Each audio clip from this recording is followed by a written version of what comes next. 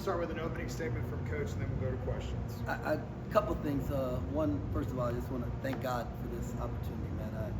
To coach these guys and watch them just get a little bit better, you know, and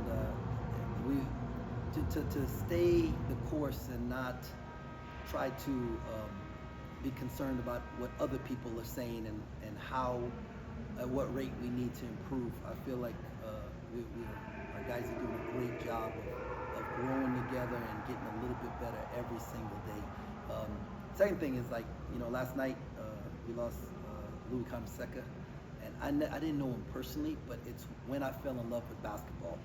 You know, watching Coach Carnesecca and Coach Thompson and Coach Boeheim, the Big East, and, you know, just all those games and the atmosphere and the whole, man, all those coaches had such great personalities, you know, and I still remember the sweaters, right? And then Coach Thompson wearing the sweater, you know, man, just a legend of our game, a guy who did a lot for the game of basketball, and the fact that we get to go up there and play next week, man, I feel so honored, and praying for Coach Carnesecca's family.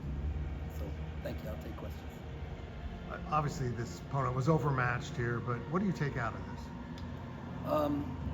Well, I felt like we asked the guys to play to a standard, and that was our approach.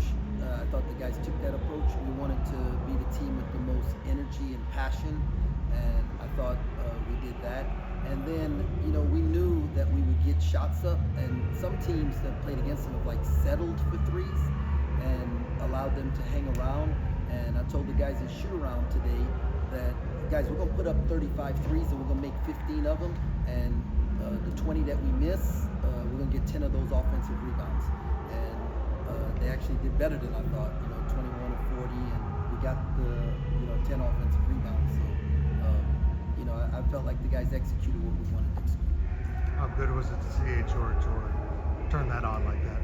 Yeah, no, it was really good, and he's been doing better at practice and getting more comfortable, and, you know, I mean, all these guys, like, they are coming from some place where they did things a certain way and they had a certain comfort level, and, you know, and now, like, it's different and maybe not what they expected or as they expected, or it's not coming as easy as they wanted, and, you know, there's a lot of doubt and stuff goes in, right? Like, not just, you know, on the player side, on the coach's side, and we all have to like build this trust that they know they can play through some mistakes, and they can, you know, and that's on me as a coach to help them feel more comfortable so that they can be the best version of themselves.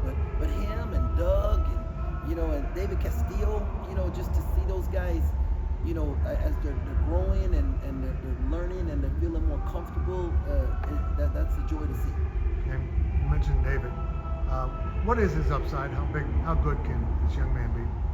David Castillo is going to be an all-conference guard, you know, and he's a winner, you know, and you know, this may be the first time in his life, other than injuries, that he's had to come off the bench or like struggle, like things are not as easy for him, right? And he's always been able to slow the game down because of his maturity, and it's not the case right now. But he's continuing to work. I heard Kirby Smart say that they asked their guys to work while you wait, right? And that's what I'm asking David to do, to continue working while you're waiting, because that's what's going to help you get better. And I mean, you're an ankle turn away from, you know, consistently playing 25 minutes a night, you know, and so that's something that's difficult to do, but he's mature enough to handle it. What kind of step did Castillo take tonight?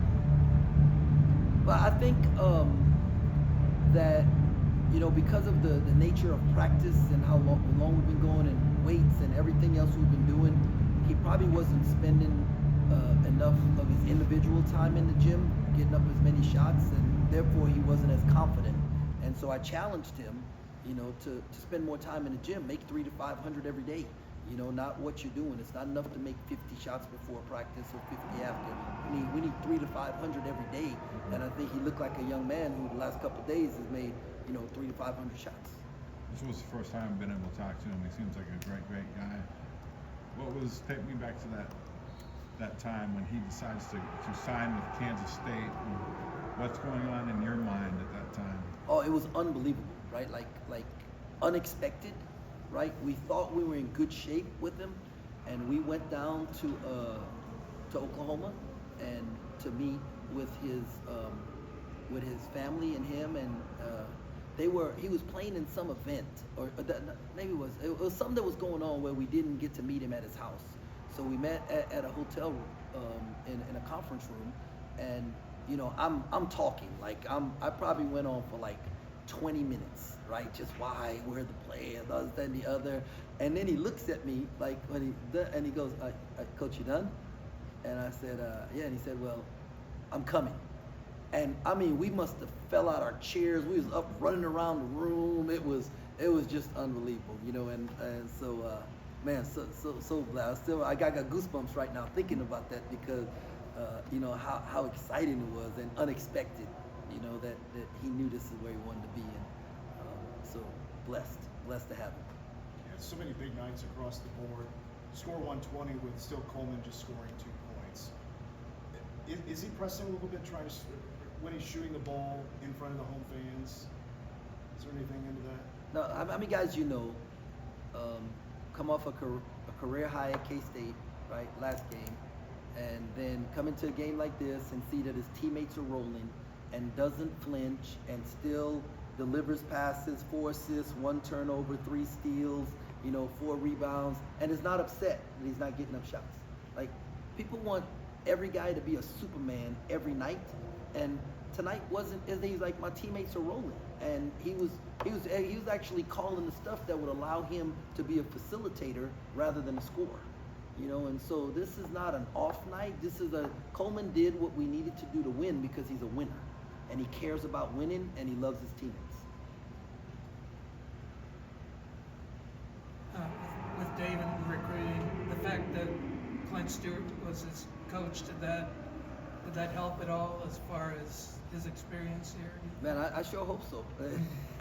No, Clint did a great job, man.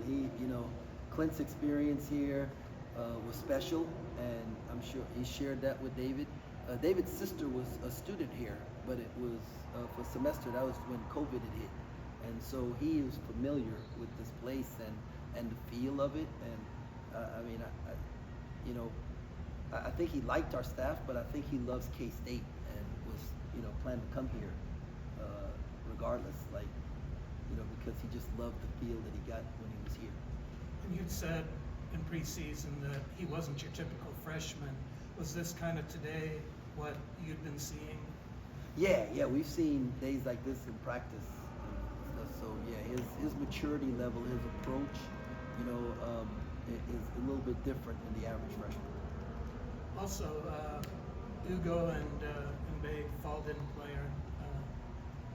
Yeah, both were under the weather. That's the reason.